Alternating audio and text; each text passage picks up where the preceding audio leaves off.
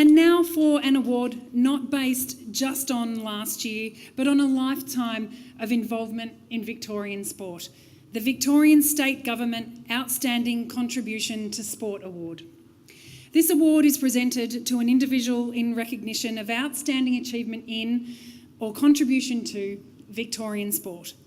The most recent previous winners of this award are Cadell Evans in 2017, Kevin Sheedy in 2016, and Nicole Livingston in 2015. So some really wonderful names. Tonight's winner of this prestigious award has been a trailblazer in women's sport. She is a respected businesswoman and a philanthropist who has been a major supporter of medical research, education, and Australian rules football. Our winner established a medical research foundation, yes she did, over 30 years ago, dedicated to raising money for medical research through a series of annual fundraising events. She has been instrumental in the formation of the AFL Women's League after many years supporting the Victorian Women's Football League. She became a board member of the Western Bulldogs Football Club and in 2015 was awarded a life membership at that club. Our winner was named Melburnian of the Year in 2017 and was also awarded the Australian Institute of Sport Award for leadership for her vision and influence in driving the launch of the inaugural AFL Women's competition. In 2018, she donated $1 million to Victoria University for the promotion of women in sport. In 2018, she was named Victorian of the Year and was also listed as one of Australian Financial Review's top 100 women of influence. And as I think you all just recognised on the screen, our winner was invited here under false pretences. She was told that she was presenting an award this evening, but I'm sure she does now know, or no doubt you all do, that tonight's Victorian State Government Outstanding Contribution to Sport is Susan Alberti AC.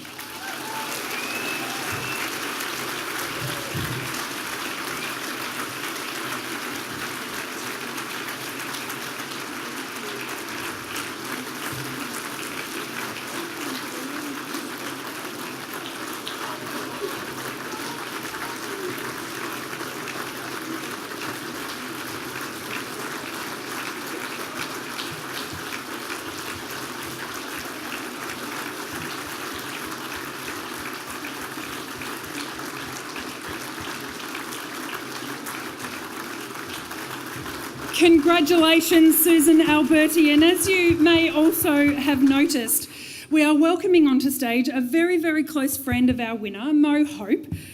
She is a very close friend, as I mentioned, of Susan Alberti's and a superstar of the AFLW competition.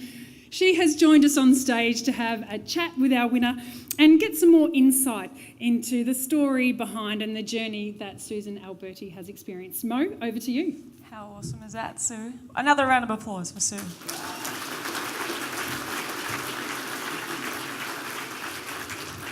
Were you surprised? Was I surprised? Oh my God, where were you hiding? I was behind you.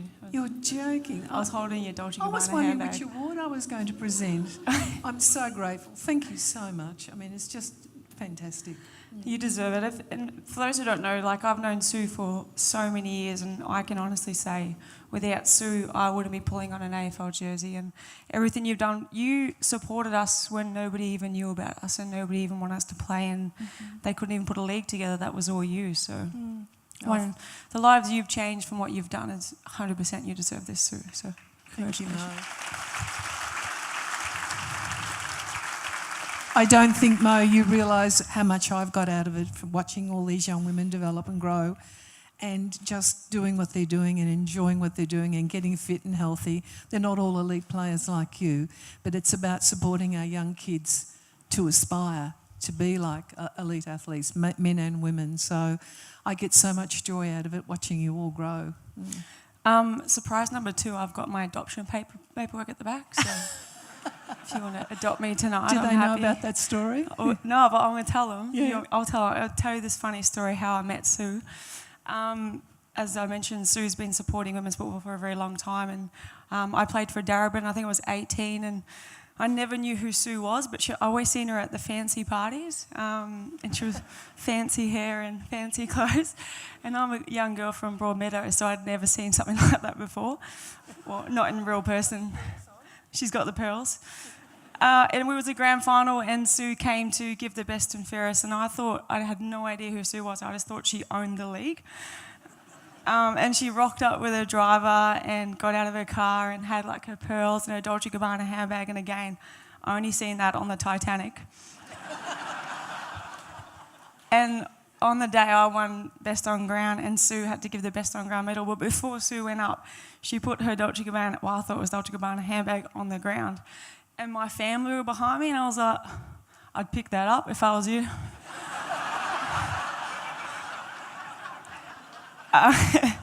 So that's how I first knew Sue, because I just thought Sue was like Oprah.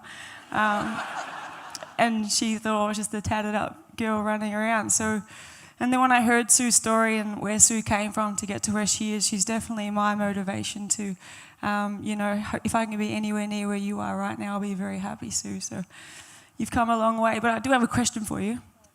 How does it feel to win this award? I'm just overwhelmed, Mo. I'm just feel so honoured and privileged to receive this award. I had no idea. I do what I do because I like making a difference, and I like encouraging children to get out and play sport. Because what concerns me, when I was a kid, you couldn't get me inside. Now you can't get children outside. So it's about being fit and healthy and supporting our kids at grassroots, and male or female, I don't mind either. But it's just incredible. I'm so humble. I'm so grateful. And to see you here, Mo, it's really, really special. I had no idea. I could tell, seeing you on the screen. But you didn't. But what she didn't tell you, Mo and I came from a similar hard school of Knox, and I've been to Mo's home, and she's one of about 14 children. And I remember her mother saying to me, you can tell Mo off any time you like. You've got my permission when she's in your company. But what I didn't know is Mo wants me to adopt her. So I don't think I better do that to her mother, but I'll love you all the same, Mo. Mum says it's fine, so... I've already made my mum sign her half, so Did you? We're good to go. Well, I'd like to adopt 600,000 young women now playing our great game, so they're all family to me. Or just one, Sue. One. Whatever says it. Thank you. So take yourself, imagine today you're 18, running out to play football. What position would you play? Against you. Yeah? Oh, yeah. Oh, you should tell everyone what happened to the last girl you tackled. Oh, dear. Maybe if you've read my book, but I remember I was going to a board meeting at the Western Bulldogs a few years ago, and a woman stopped me in the corridor down at the cafe and said, "Oh, I remember you." And I said, "Oh, I don't remember you." And she said, "Oh, I remember you." She said, "I couldn't run fast. I was not a fast runner. I was okay, but I could tackle because my father was a policeman, and he taught me how to tackle." And she said, "You tackled me so hard you broke both my arms." And the last time I saw her was in the back of an ambulance. Prior to then, I hope I never see her again. But she's fighting fit. She's in her 70s, and I believe she doesn't hold it against me. But I'd love to play against you, Mo, if I was 18 again. Oh, I'd love to get into you. I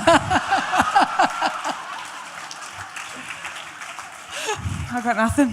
I got nothing against that. I'd probably run away after Would that. you? Do you know this woman is the first woman in AFL history who's kicked more than 100 goals in a season? In fact, I think she kicked 105, and I've got that ball. That's 106. So be nice to me. 106. Well, I've got the ball. I did give Sue the ball that I kicked, because I think everyone was like, "Oh my God, that's, you got to frame that. That's something big." But for me, it wouldn't be possible without Sue. So if that's going to be a ball that is going to be remembered forever, it needs to be so much to me, Mel. on your gigantic window ledge somewhere in your Oprah house. Houses with an S, whatever. Thank you, Mo. If you want me to move in again, I'm available. I know you got to spare 12 rooms, so... And a couple of toilets Yeah, too. you don't need 12 rooms. Yeah. My mum needs 12 rooms. There's 21 kids at her house, and she's only got a 4-bedroom house. Maybe okay. we should swap. Yeah.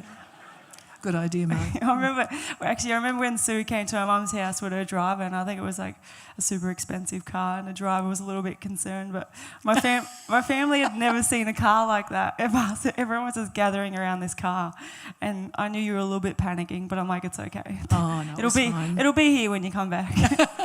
Well, I used to worry about going to the Whitton Oval. If I parked my car, I wouldn't find the wheels afterwards. So you do need a driver. I'll borrow yours. Okay. So one more question. Yes. Who wins the AFLW flag this year? Wish you weren't sitting next to me because I think it's going to be North Melbourne. They've got a really good team, very strong, well coached, well resourced. I hate to say that because my Western Bulldogs mean everything to me, and for saying this I'll probably be excommunicated tomorrow. But I mean, the facts are that North Melbourne's an incredible team, and I think they'll be the ones. And the Dogs will be close. The Dogs are playing good footy, but I think it's a credit to the club and the program they put in place of the footy that we're playing, but so everyone else. Freo's playing amazing footy. The Dogs played really well on the weekend. Thanks for saying North. Appreciate it. Well, I think by the time, hopefully we'll soon have a team at every club, then we'll give you a run for your money. How hard was it to barrack for me when I played for Collingwood? Very difficult. I really had to be very good about that. But the first game, I wanted to go and see it myself because I was very emotional. I'd waited all those years to see women given their opportunity, and I kept moving seats and I kept crying. And by the time I'd moved about 100 times, I finished up in the Collingwood cheer squad. And the club found out I wasn't kicked out then, but anyhow, I was in the Collingwood cheer squad, and guess what? They lost. Take you back to round one, for season one, round one. The countdown, you were in the ground, Collingwood Carlton. The countdown on the screen, I think there wasn't a dry eye in the stadium. How did that feel for you, knowing that you were one of the people that made that happen? Mo, I'd waited 50 odd years for that. It meant so much to me. It's something I'll take to my grave. Just like when the women won their premiership up there in Brisbane. It's something I'll take to my grave. It's something I've wanted to see happen for so long. But to see that first game and 24,000 people, to me, it was just, I can't explain. I couldn't stop crying. Even when they were kicking goals, people thought there was something wrong with me. Well, we better go before they put the music on and take us off the stage. Thank you, Mo. See why I love her.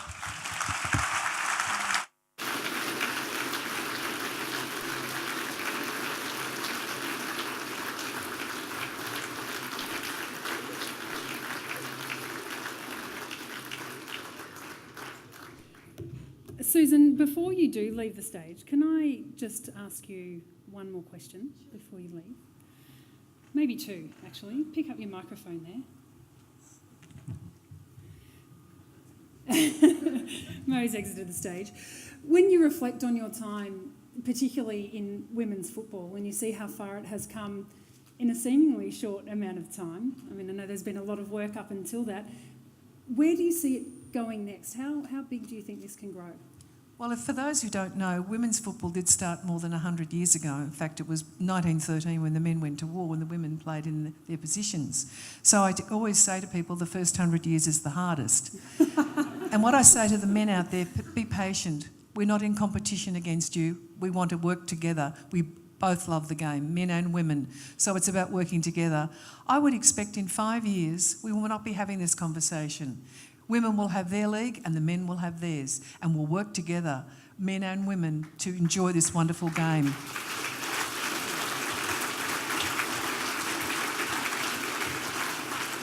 What a wonderful vision that is, Susan. I think you've had time before you put that microphone down just to catch your breath, I think, and gather your thoughts.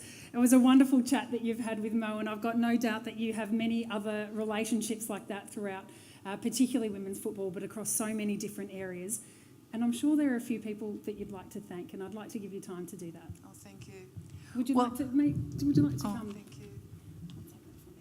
Thanks, Susan. As I said, I had no idea I was receiving this award tonight, and for the sponsors and everybody involved, thank you. Thank you for giving me this honour and this great privilege to have this award. Thank you, Mo, for surprising me. If my daughter was alive, she died unfortunately. She was quite a sick girl and she died. I know that if she was in the audience tonight, she would be brimming with pride for her mother. She knows how hard I've worked at everything that I've done and everything to achieve. To my husband, Colin, who's just a remarkable man, I love dearly. He looks after, he just puts me, I mean, I can be very gung-ho. He's calm and collected and calms me down. My staff, all the women playing football that support and who I love dearly. In fact, all women in all sports, I don't care what sport it is. I say thank you for making this award possible for me tonight. As I say, I'm truly humbled, and I can't thank you enough. It's the biggest surprise I've ever had. Thank you.